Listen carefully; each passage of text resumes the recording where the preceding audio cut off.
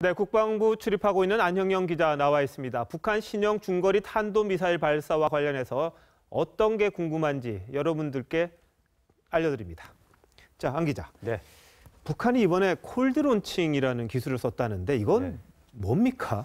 예, 콜드 론칭 기술은 미사일이 일정 높이까지 튀어 올라와서 그때 이제 점화되는 기술입니다. 아, 그럼 저기 잠수함에서 쏠 때 비슷한 뭐 그런 그렇죠. 겁니까? SLBM에서 주로 쓰던 기술인데 네. 이번에는 이제 지대지 미사일에 지금 적용을 한 겁니다. 처음 한 겁니까, 이게? 이번에 지대지에는 처음 적용된 그렇군요. 겁니다. 네. 예. 자, 말씀하시죠. 이 콜드 런칭을 이렇게 사용하는 이유는 네. 이 화염 때문에 이 이동식 차량이나 인명 피해가 발생할 수 있다는 우려 때문입니다. 북한이 지난해 무수단을 8차례 발사해가지고 네네. 단 한 차례 성공했거든요. 그럼 네. 7차례 실패하면서 이 차량이나 인명 피해가 컸다는 얘기들이 있었습니다. 그래서 이 콜드 런칭 기술을 이용해가지고 이런 인명 피해를 좀 줄이려는 의도를 보입니다. 자, 그리고 이번에 뭐 고체 연료를 썼다고 그러는데 고체 연료와 액체 연료가 차이가 있습니까? 그렇게 별 차이 없어 보이죠. 근데 네, 큰 차이가 있습니다. 차이가 없을 것 같은데. 네. 고체 연료는 기습 공격이 가능합니다. 아, 그렇습니까? 네. 액체 연료는 사실 미사일을 발사하기 전에 주입을 해야 됩니다.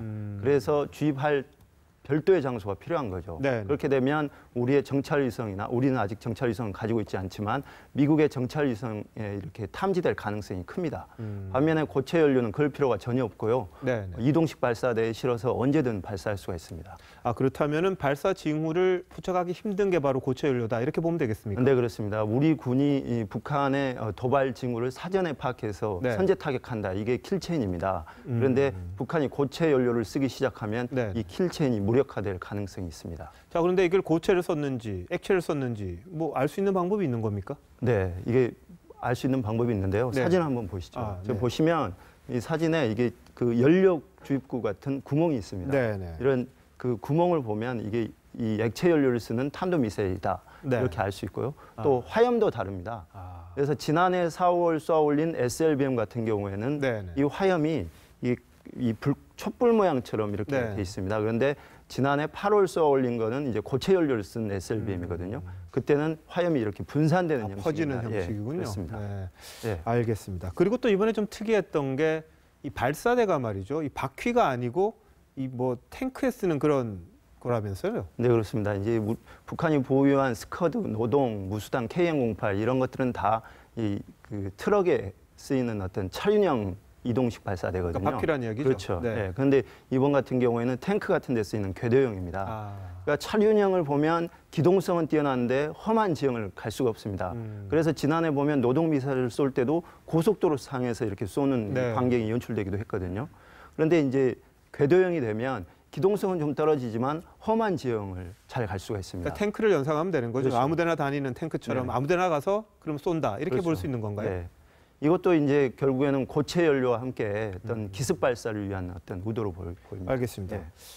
그리고 이번에도 저는 잘 모르겠습니다만 이 고각 발사라는 걸 했다고 그러는데 이게 갖는 의미가 또 여러 가지가 있다고 하네요. 네, 좀 설명해 이게 주시죠. 고각 발사, 고탄도 발사 이렇게 얘기를 하는데요. 네. 이게 한 3가지 의미로 해석할 수 있습니다. 먼저 주변국의 어떤 그 반발입니다. 일본 같은 경우에는 가까이 있기 때문에 네. 미사일을 발사했을 경우에 일본 영공을 침범한다거나 그러면 강하게 반발할 수 있거든요. 네.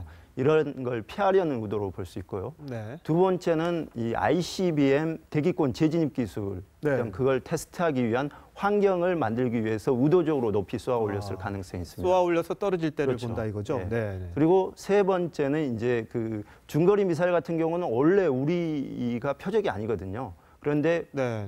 높이 쏘아 올려서 북한이 중거리 미사일로도 우리나라를 위협할 수 있다. 근데 오늘 어제 쏘아 올린 SLBM-2, 그러니까 북극성-2 같은 경우에는 사거리가 500이었는데 방연 비행장에서 성주, 그러니까 사드 배치 예정지까지 딱 500km입니다. IRBM 말씀하시는 그렇죠. 거죠? 예, 500. 네. 자, 그렇다면 이걸 막아야 할 텐데 우리 방어 체계에서 이걸 막을 수 있는 방법은 뭡니까?